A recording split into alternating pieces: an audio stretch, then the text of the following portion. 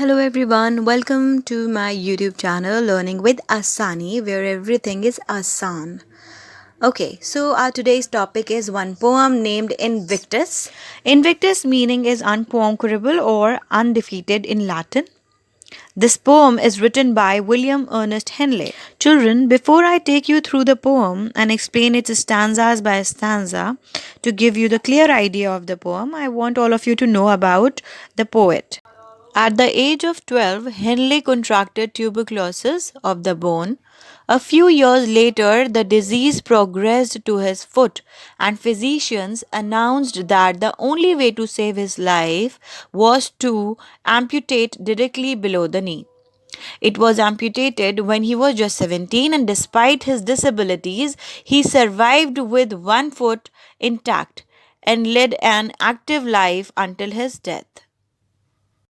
Children, this poem depicts the poet's attempt to motivate himself when there was no hope at all. When the poet writes this poem, he has already lost one of his legs. So in such situation of mental and physical agony, the poet tries to lift up his courage. You all have to read this poem with me, and I want all of you to recite it confidently with right voice modulation. So let's start. Out of the night that covers me, black as the pit from pole to pole, I thank whatever gods may be for my unconquerable soul. In this opening stanza, the poet says that he wants to thank God. In fact, he admits that his life has no ray of hope. Rather, his future seems to be as dark as pit. But then also he is grateful to God for his unconquerable soul, his soul which is undefeatable or which cannot be bent. And I'm sure that you all can imagine the emotions of the poet very well. Children, in the first line, out of the night that covers me, here Henley's use of imagery is strong from the very beginning. It has made quite easy for all of us to imagine completely dark night. Children, imagery means the language that produces pictures in the mind of the people who are reading or listening. And that's what happened when you read the first line. Here, the metaphor has also been used. And metaphor is a word or phrase that is used in an imaginative way to show that something or somebody has the same qualities as another thing.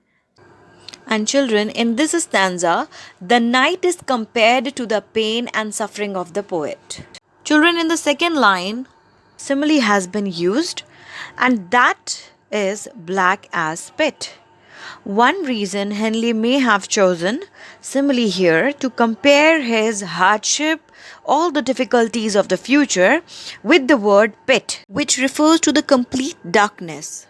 Children, simile is a word or a phrase that compares something to something else using the words like or as. And for example, as the pit is in front of you. So I hope you all have understood the meaning of the stanza 1. Now we will start stanza 2. So let's read.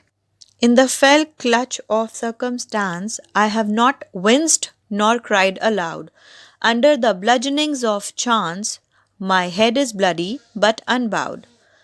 Now here, eventually he claims that whenever he fell into some difficulty, he always remained unbeatable.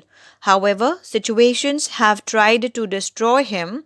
He always fights back with courage. In fact, he agrees that sometimes difficulties have made him bleed and suffer, but he never let himself to bow before them and cry out of fear.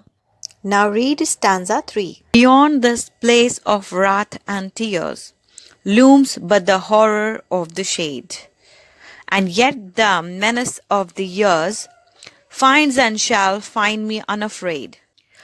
Children, in this stanza, the poet says that horror has always lurked behind him, but it always finds him unafraid. Whenever menace or trouble has come in his life, he has faced it bravely.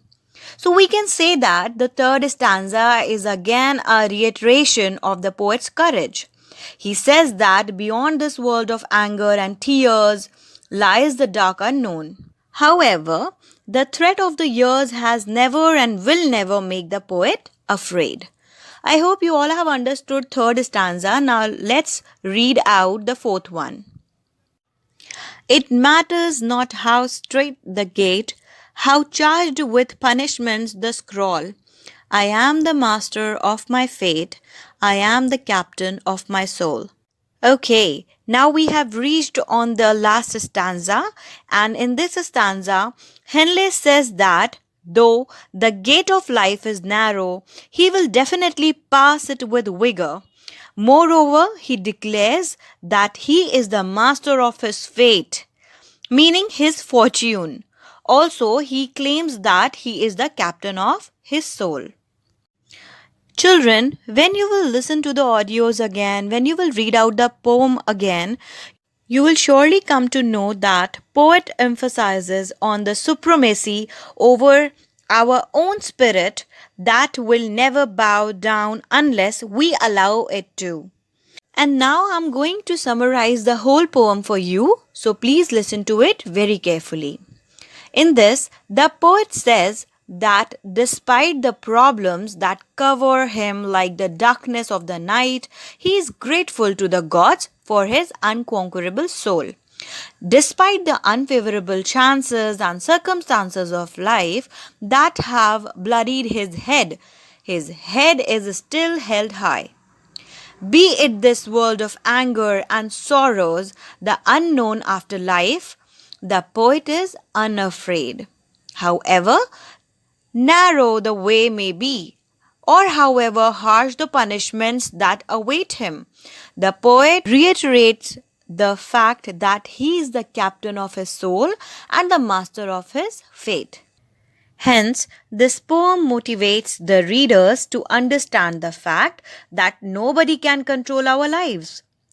It only depends on us how we choose to live our lives. Henley ends his poem with a note that one should become the friend, philosopher, and guide of one's own soul. So, I hope you all enjoyed this poem and you have learned something today. So, children, read the poem properly, be courageous like our poet William Ernest Henley, and live your life to the fullest. So, goodbye, and like, subscribe, and share my channel. Thank you.